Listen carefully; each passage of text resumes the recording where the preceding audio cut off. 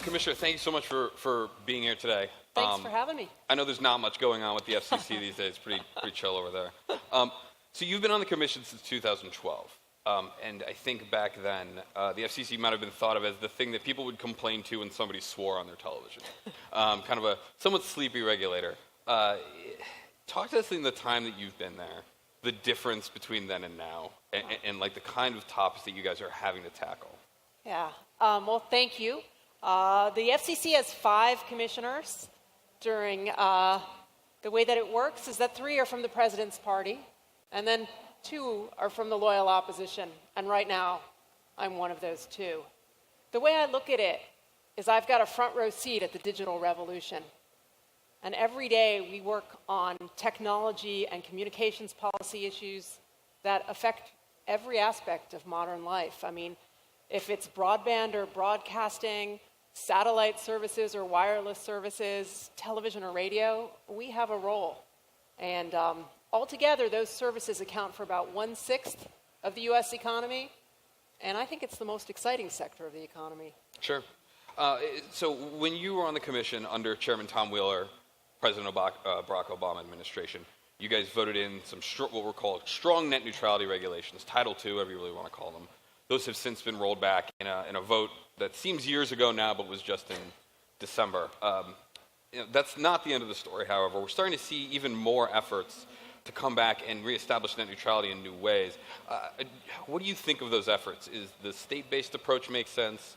We were starting to see even D.C. politicians on the Democratic side pushing for legislation in Congress. Yeah, so to be very clear, I support net neutrality. I dissented when the Commission made its misguided decision late last year to roll back our net neutrality rules. I think doing so put the agency on the wrong side of the law, the wrong side of history, and the wrong side of the American public.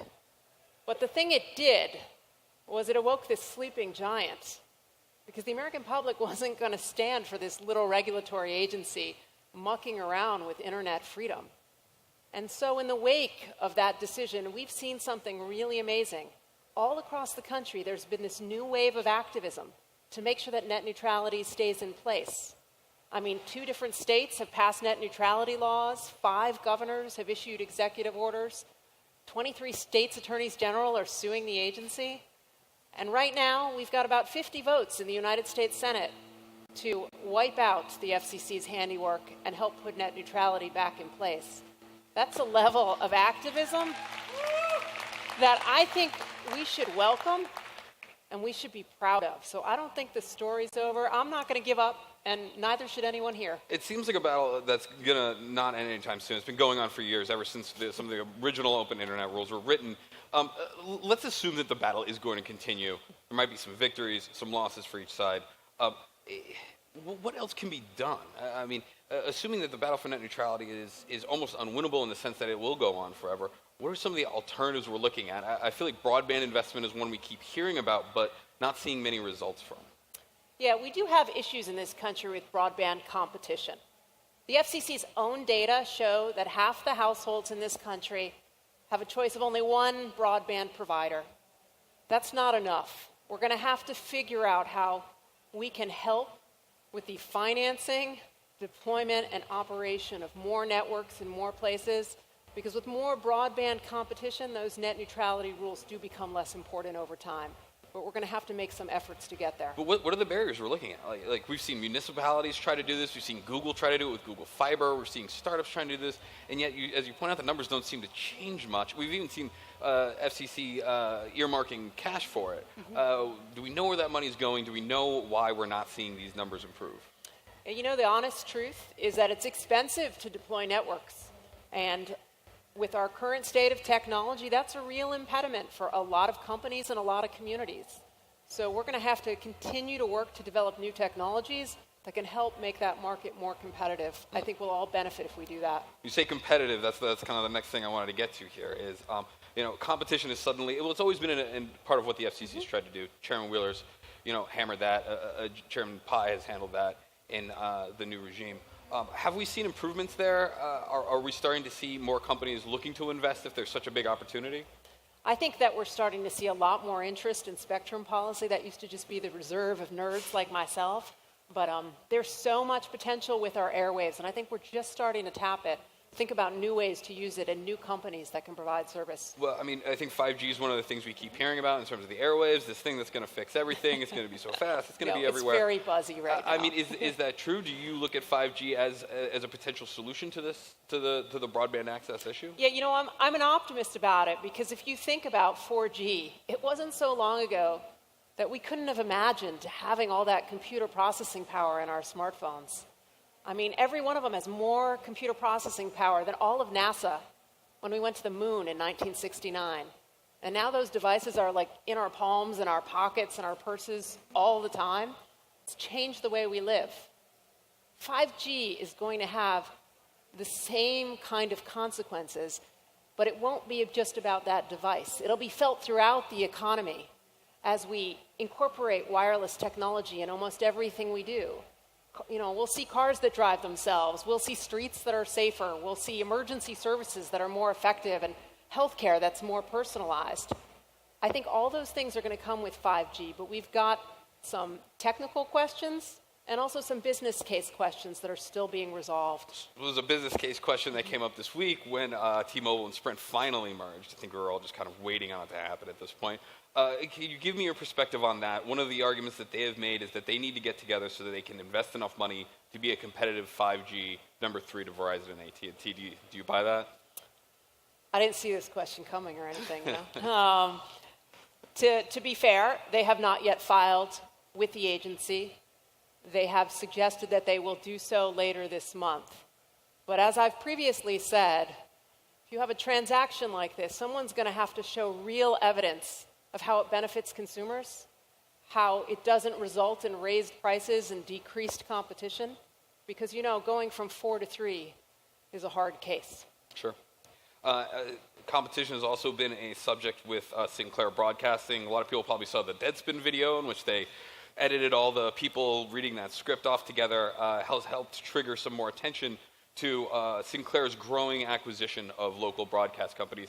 That has been, some would argue, very much aided by Chairman Pai and the FCC's rollback of certain regulations, something that you've been pretty strongly against. And you even tweeted something along the lines of, like, everybody needs to play by the same rules. Are you concerned with where the Chairman Pai's leadership is going to the FCC as far as how they're handling the Sinclair situation? There are a lot of media policy rules at the FCC, and we should be updating them for the digital age. I've got no problem with that. But when I stand back and I look at what the agency's done in the last year or so, what you realize is all of our changes seem custom-built for one company, and that's Sinclair Broadcasting. I just don't think we should be playing favorites, and I've got some real concerns about how the agency is changing and bending its rules for one company. Sure. I mean, the UHF stuff, and there's been a lot of weird things to go back to old ways and things like that. But certainly we live in an age now where information is ubiquitous. You have your decision to visit any number of thousands upon millions, although probably back to thousands now that the media's had a little bit of trouble lately. We have a lot of options for information sources. So why should we care so much if Sinclair is snapping up a few more local broadcast TV stations that maybe just a few 10,000, 100,000 people in each market watch? Yeah, it is different. We don't wait in the morning for the newspaper to hit the stoop, and we don't sit at night to watch the nightly news like we did a generation ago. But here's the thing, all the data show that one of the dominant sources of local news in this country remains local broadcasting. And in fact, it's one of the most trusted sources of news in this country at a time when media trust is an important thing. So it's not just about that, though. Using airwaves is an act of using some public land. In other words, we all own the public airwaves, and they're subject to very specific laws, unlike other media.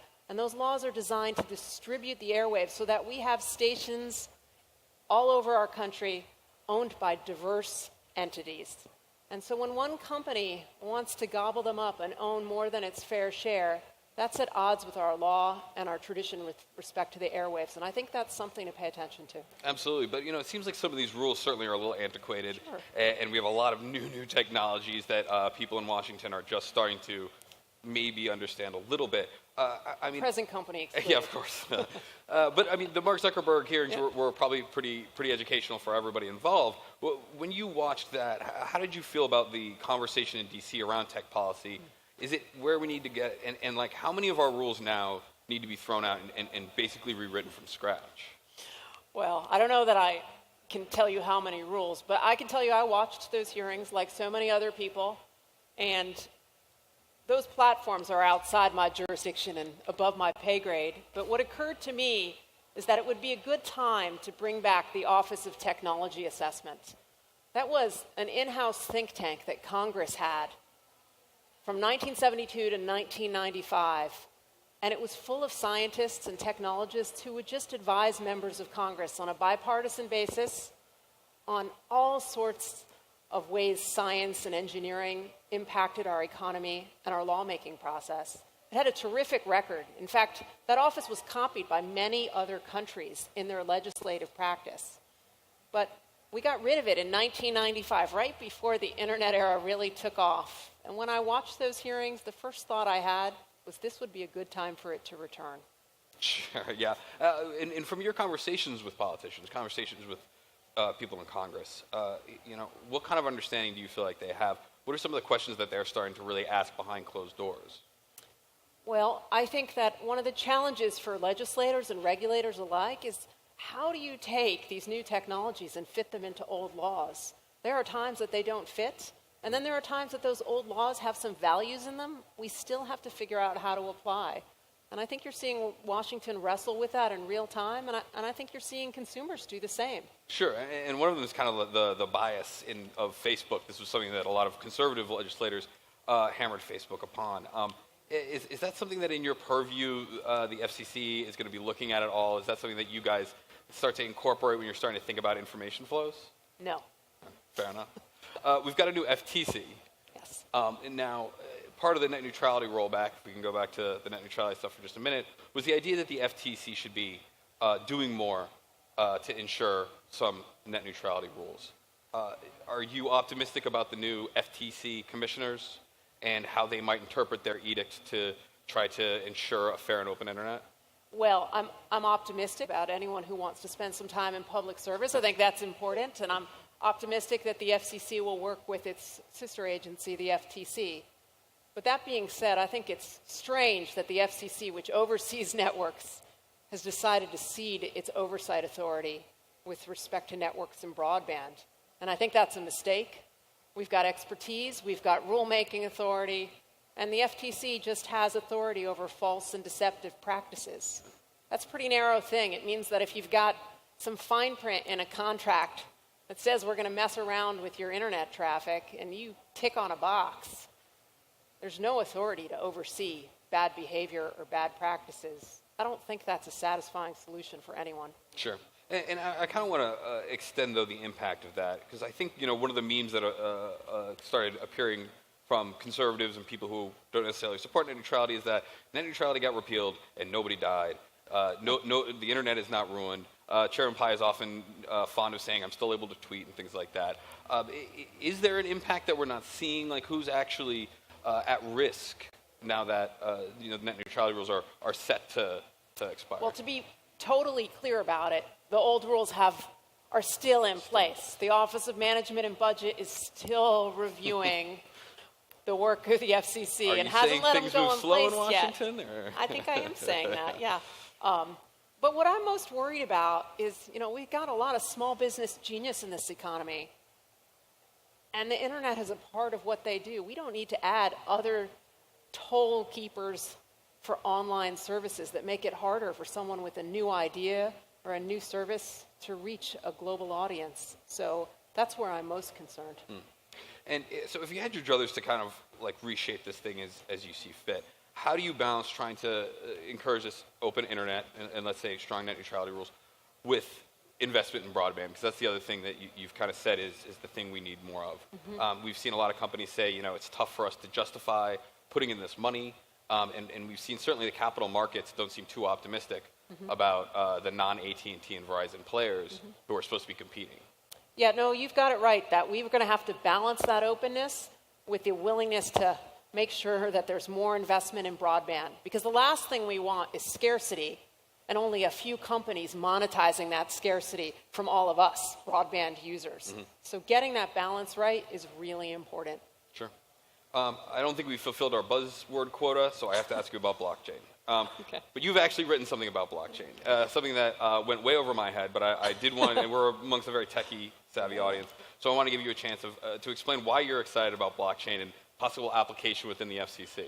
Yeah, okay, so this is like marrying a lot of nerdy buzzwords together. I saved it for the end. I saved it for the end. Right, you did.